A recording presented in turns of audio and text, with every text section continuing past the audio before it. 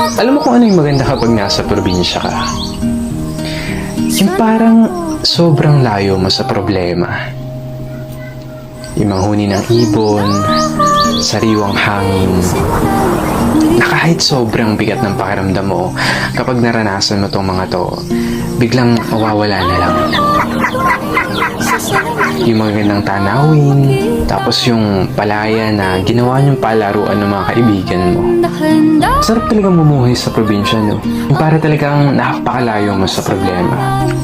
Yung parang napakalayo mo sa malupit na sistema ng mundo. Na kapag nasa probinsya ka, mararamdaman mo talaga yung halaga ng sarili mo kesa sa iba. At mapapasabi ka na lang na there's no place like home or like probinsya.